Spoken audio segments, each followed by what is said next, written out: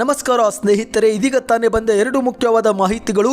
ದೇಶದ ಪ್ರಧಾನಿ ನರೇಂದ್ರ ಮೋದಿ ಅವರ ವಿರುದ್ಧ ವಾಗ್ದಾಳಿ ಮಾಡಿದಂಥ ಮುಖ್ಯಮಂತ್ರಿ ಸಿದ್ದರಾಮಯ್ಯನವರು ಶಾಕಿಂಗ್ ಹೇಳಿಕೆ ಕೊಟ್ಟಿದ್ದಾರೆ. ಮತ್ತೊಂದೆಡೆಯಲ್ಲಿ ಗೃಹಲಕ್ಷ್ಮಿ ಯೋಜನೆಯಲ್ಲಿ ಪ್ರತಿ ತಿಂಗಳು 2,000 ಬದಲಿಗೆ 4,000 ಕೊಡುತ್ತೇವೆ ಎಂಬ ಹೊಸ ಗ್ಯಾರಂಟಿ ಘೋಷಣೆ.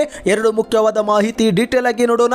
ಅದಕ್ಕಿಂತ ಮೊದಲು ನೀವು ನಮ್ಮ ಚಾನಲ್ಗೆ ಮೊದಲು ಬಾರಿ ಭೇಟಿ ಕೊಡ್ತಾ ಇದ್ರೆ ದಯವಿಟ್ಟು ಸಬ್ಸ್ಕ್ರೈಬ್ ಬಟನ್ ಮೇಲೆ ಕ್ಲಿಕ್ ಮಾಡಿ. ಪಕ್ಕದಲ್ಲಿ ಗಂಟೆ ಕಾಣಿಸುತ್ತೆ, ಅದನ್ನು ಕೂಡ ಒತ್ತಿದ್ರೆ ರಾಜ್ಯದ ಮುಖ್ಯವಾದ ಮಾಹಿತಿ ನಿಮಗೆ ಸಿಗುತ್ತಿರುತ್ತವೆ. ಈ ಒಂದು ವಿಡಿಯೋಗೆ ಲೈಕ್ ಮಾಡಿ ವಿಡಿಯೋನ ಪೂರ್ತಿ ನೋಡಿ. ಮೊದಲನೇ ಮುಖ್ಯವಾದ ಮಾಹಿತಿ, ಮೋದಿಯವರಷ್ಟು ಸುಳ್ಳು ಹೇಳುವ ಪ್ರಧಾನಿ ಸ್ವತಂತ್ರ ಭಾರತದಲ್ಲೇ ಹಿಂದೆಂದೂ ಇರಲಿಲ್ಲ ಎಂದು ಮುಖ್ಯಮಂತ್ರಿ ಸಿದ್ದರಾಮಯ್ಯನವರು ವ್ಯಂಗ್ಯವಾಡಿದ್ದಾರೆ. ಹೌದು, ದಕ್ಷಿಣ ಕನ್ನಡ ಜಿಲ್ಲೆಯ ಮಂಗಳೂರು ಜಿಲ್ಲೆಯಲ್ಲಿ ನಡೆದಂತ ಕಾಂಗ್ರೆಸ್ ಕಾರ್ಯಕರ್ತರ ಬೃಹತ್ ಸಮಾವೇಶ ಉದ್ಘಾಟನಾ ಕಾರ್ಯಕ್ರಮದಲ್ಲಿ ಭಾಗವಹಿಸಿ ಮಾತನಾಡಿದಂತ ಮುಖ್ಯಮಂತ್ರಿ ಅವರು ನಿಮ್ಮನ್ನು ಮಂಗಳೂರು ಮತ್ತು ಉಡುಪಿ ಜನ ಏಕೆ ಗೆಲ್ಲಿಸಬೇಕು ಎಂದು ಪ್ರಶ್ನೆ ಮಾಡಿದ್ದಾರೆ. ನಳಿನ್ ಕುಮಾರ್ ಕಟೀಲ್ ಅವರೇ, ಕರಂದ್ಲಾಜೆ ಅವರೇ, ಬನ್ನಿ ಜಿಲ್ಲೆಯ ಸ್ವಾಭಿಮಾನಿ ಜನತೆಗೆ ಉತ್ತರ ಕೊಡಿ ಎಂದು ಮುಖ್ಯಮಂತ್ರಿ ಅವರು ಭಾಷಣದಲ್ಲಿ ಕರೆ ಕೊಟ್ಟಿದ್ದಾರೆ.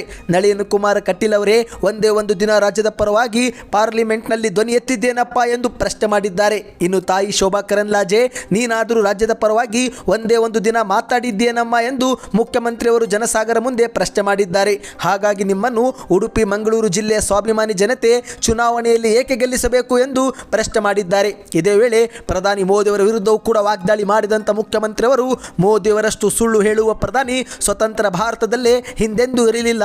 ಮೋದಿಯವರು ಇದುವರೆಗೆ ಹೇಳಿದ್ದರಲ್ಲಿ ಯಾವುದನ್ನಾದರೂ ಈಡೇರಿಸಿದ್ದಾರಾ ಎಂದು ಪ್ರಶ್ನೆ ಮಾಡಿದ್ದಾರೆ.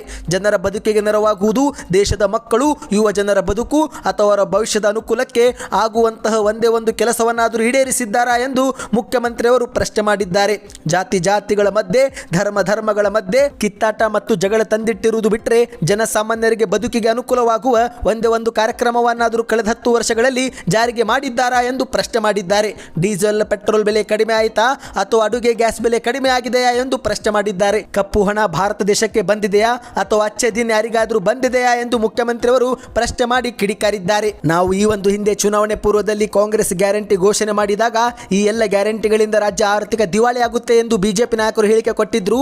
ಆದರೆ ಇಂದು ಬಿಜೆಪಿಯವರು ನಮ್ಮ ಕಾರ್ಯಕ್ರಮಗಳನ್ನು ಮಾತ್ರವಲ್ಲದೆ ನಾವು ಬಳಸಿದ ಗ್ಯಾರಂಟಿ ಪದವನ್ನು ಕೂಡ ಕದ್ದು ಮೋದಿ ಗ್ಯಾರಂಟಿ ಎಂದು ಪ್ರಚಾರ ಮಾಡ್ತಿದ್ದಾರೆ ಎಂದು ಮುಖ್ಯಮಂತ್ರಿ ಅವರು ಕಿಡಿಕಾರಿದ್ದಾರೆ. ಇನ್ನೀಗ ಎರಡನೇ ಮುಖ್ಯವಾದ ಮಾಹಿತಿ, ಕಾಂಗ್ರೆಸ್ ಸರ್ಕಾರದ ಗ್ಯಾರಂಟಿಗಳಲ್ಲಿ ಒಂದಾಗಿರುವಂತಹ ಗೃಹಲಕ್ಷ್ಮಿ ಯೋಜನೆ ಮೂಲಕ ಮಹಿಳೆಯರ ಖಾತೆಗೆ ಪ್ರತಿ ತಿಂಗಳು 2,000 ರೂಪಾಯಿ ಜಮಾ ಮಾಡಲಾಗುತ್ತಿದ್ದು, ಈ ಒಂದು 2,000 ರೂಪಾಯಿಯನ್ನ 4,000 ಮಾಡ್ತೀವಿ ಎಂದು ಸಂಸದ ಡಿ.ಕೆ. ಸುರೇಶ್ ಅವರು ರಾಮನಗರದಲ್ಲಿ ಮಾತನಾಡಿದ್ದಾರೆ. ಹೌದು, ರಾಮನಗರದ ಕುದೂರಿನಲ್ಲಿ ಕಾಂಗ್ರೆಸ್ ಏರ್ಪಡಿಸಿದಂತ ಹೋಬಳಿ ಮಟ್ಟದ ಗೃಹಲಕ್ಷ್ಮಿ ಯೋಜನೆಯ ಫಲಾನುಭವಿಗಳ ಸಮಾವೇಶ ಉದ್ಘಾಟಿಸಿ ಮಾತನಾಡಿದಂತ ಡಿ.ಕೆ. ಸುರೇಶ್ ಅವರು, ಕೇಂದ್ರದ ಬಿಜೆಪಿ ಸರ್ಕಾರವು ನಮ್ಮ ತೆರಿಗೆ ಹಣವನ್ನು ನಮಗೆ ವಾಪಸ್ ಕೊಟ್ಟರೆ ಮಹಿಳೆಯರಿಗೆ ಈಗಿರುವ ತಿಂಗಳಿಗೆ 2,000 ಜೊತೆಗೇನೆ ಮತ್ತೆ 2,000 ರೂಪಾಯಿ ಸೇರಿಸಿ ಒಟ್ಟು 4,000 ಕೊಡುತ್ತೇವೆ ಎಂದು ಡಿ.ಕೆ. ಸುರೇಶ್ ಅವರು ಘೋಷಣೆ ಕೂಗಿದ್ದಾರೆ.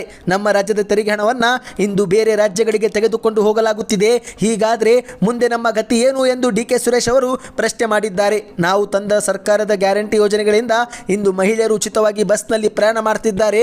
ನಮ್ಮ ತೆರಿಗೆ ಹಣವನ್ನು ನಮಗೆ ಕೊಡಿ ಎಂದು ನಾವು ಕೇಳಿದರೆ ನಮ್ಮನ್ನೇ ವಿಲನ್ ರೀತಿ ನೋಡ್ತಿದ್ದಾರೆ.